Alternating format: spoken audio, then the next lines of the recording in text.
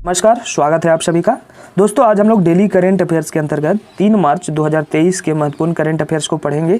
अगर आप current affairs के पीडीएफ को डाउनलोड करना चाहते हैं तो आप हमारे टेलीग्राम ग्रुप को ज्वाइन कर सकते हैं। टेलीग्राम ग्रुप का लिंक वीडियो के डिस्क्रिप्शन में दे दिया जाता है। तो दोस्तों, आइए शुरू करते हैं आज के यानी कि 3 मार्च 2023 के महत्वपूर्ण करेंट अफेयर्स को। तो जैसा कि आप देख पा रहे होंगे, आपके सामने पहला प्रश्न है, IMF के अनुसार किस देश में 2023 में वैश्विक विकास में 15% योगदान देने की क्षमता है? तो इसका आंसर होगा भारत। जी हाँ, अभी हाल ही में IMF के MD क्रिस्टलिना जॉर्जीवा ने कहा है कि भारत 2023 में वैश्विक विकास में 15% तक योगदान दे सकता है। दोस्तों, अब बात करते हैं IMF की। तो IMF का फुल फॉर्म होता है इंटरनेशनल मॉनेटरी फंड और इसका स्थापना 1944 ईस्वी में किया गया था। इसका हेडक्वार्टर वाशिंगटन DC में है। आइए आगे बढ़ते हैं दूसरे प्रश्न की ओर। दूसरा प्रश्न है, भारतीय वायुसेना किस देश में शिन्यू मैत्री अभ्यास में भाग लेगी? ये जो शिन्यू मैत्री अभ्यास है, यह जापान में आयोजित किया जाता है और इसमें भारतीय वायुसेना भाग लेगी। भारतीय वायुसेना ने अभी हाल ही में 2 अन्य युद्ध अभ्यासों में भी भाग लिया है, कोबरा वॉरियर और डेजर्ट प्लेग। हम लोग बात कर चुके हैं कोबरा वॉरियर ब्रिटेन में और डेजर्ट प्लेग UAE में। तो याद रखिएगा, शिन्यू मैत्री अभ्यास में भारत के वायुसेना भाग लेगी। कहाँ होता है? जापान में होता है। आइए आगे बढ़ते हैं तीसरे प्रश्न की ओर। तीसरा प्रश्न है, दुनिया का दूसरा सबसे मजबूत टेलीकॉम ब्रांड कौन बना? तो दोस्तों, इसका आंसर होगा रिलायंस जियो। जी हाँ, रिलायंस जियो दुनिया का दूसरा सबसे मजबूत टेलीकॉम ब्रांड बन गया है। अगर बात किया जाए दुनिया का सबसे मजबूत टेलीकॉम ब्रांड की, तो स्विसकॉम है। यह स्विट्जरलैंड का टेलीकॉम ब्रांड है और यह दुनिया का सबसे मजबूत टेलीकॉम ब्रांड है। अगर भारतीय एयरटेल की बात किया जाए तो इसका स्थान 20वां है। आइए आगे बढ़ते हैं चौथे प्रश्न की ओर। चौथा प्रश्न है, एशिया की अब तक की सबसे लंबी साइकिल रेस कहाँ शुरू हुई? तो दोस्तों, एशिया की अब तक की सबसे लंबी साइकिल रेस श्रीनगर में शुरू हुई है।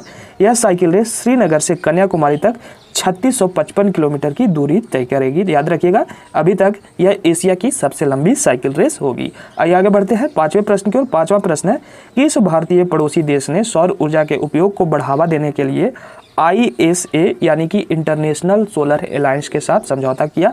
तो इसका आंसर होगा बांग्लादेश। जी हाँ, बांग्लादेश ने ISA के साथ समझौता किया है और यह समझौता 2026 तक मान्य होगा। अगर बात किया जाए ISA की, तो ISA की स्थापना 2015 ईस्वी में भारत और फ्रांस के संयुक्त प्रयास से किया गया था।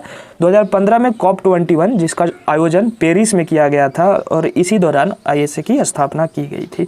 आइए आगे बढ़ते हैं छठे प्रश्न की ओर। छठा प्रश्न है, पहला बोडोलैंड अंतर्राष्ट्रीय ज्ञान महोत्सव कहाँ शुरू हुआ? तो दोस्तों, इसका आंसर होगा असम। जी हाँ, असम में पहला बोडोलैंड अंतर्राष्ट्रीय ज्ञान महोत्सव की शुरुआत हुई है। इसका उद्घाटन असम के मुख्यमंत्री हेमंता बिस्वा शर्मा ने किया है। असम के अभी हाल ही में राज्यपाल गुलाब चंद कटारिया को बनाया गया है। इसे याद रखिएगा, हम लोग पिछले वीडियो में बात कर चुके हैं। आइए आगे बढ़ते हैं सातवें प्रश्न की ओर। सातवां प्रश्न है, किसने भारत का पहला एयर कूल्ड कंडेंसर चालू किया? भारत का पहला एयर कूल्ड कंडेंसर NTPC ने चालू किया है। NTPC जिसका फुल फॉर्म होता है नेशनल थर्मल पावर कॉरपोरेशन और इसका स्थापना 1975 ईस्वी में हुआ था। इसका हेडक्वार्टर दिल्ली में है और इसके हेड हैं गुरुदीप सिंह। तो NTPC ने भारत का पहला एयर कूल्ड कंडेंसर चालू किया है। नॉर्थ कर्णपुरा जो कि झारखंड में है, वहीं इसे लगाया गया है। याद रखिएगा। आइए आगे बढ़ते हैं आठवें प्रश्न की ओर। आठवां प्रश्न है, हाल ही में नेक्स्ट जनरेशन फ्यूल पर IIT मद्रास ने किस देश के साथ समझौता किया है? नेक्स्ट जनरेशन फ्यूल, तो IIT मद्रास ने नेक्स्ट जनरेशन फ्यूल पर डेनमार्क के साथ समझौता किया है। डेनमार्क एक यूरोपीय देश है जिसकी राजधानी कोपेनहेगन है और डेनमार्क का जो मुद्रा है वो डेनिश क्रोना है। याद रखिएगा। तो डेनमार्क के साथ IIT मद्रास ने नेक्स्ट जनरेशन फ्यूल पर समझौता किया है। आइए आगे बढ़ते हैं नौवें प्रश्न की ओर। नौवां प्रश्न है, कौन सा राज्य भारत का पहला सरकारी मदर मिल्क बैंक स्थापित करेगा? तो इसका आंसर होगा उत्तराखंड। जी हाँ, उत्तराखंड सरकार के एक मंत्री हैं जिनका नाम है धन सिंह रावत। इन्होंने भारत का पहला सरकारी मदर मिल्क बैंक स्थापित करने की घोषणा की है। यह मदर मिल्क बैंक अनाथ बच्चों के लिए मां के दूध का उपलब्धता प्रदान करेगा। तो याद रखिएगा, भारत का पहला सरकारी मदर मिल्क बैंक उत्तराखंड में स्थापित होगा। आइए आगे बढ़ते हैं 10वें और अंतिम प्रश्न की ओर। 10वां और अंतिम प्रश्न है, हाल ही में 2 दिवसीय बाजरा महोत्सव का आयोजन कहाँ किया गया? तो दोस्तों, इसका आंसर होगा भोजपुर।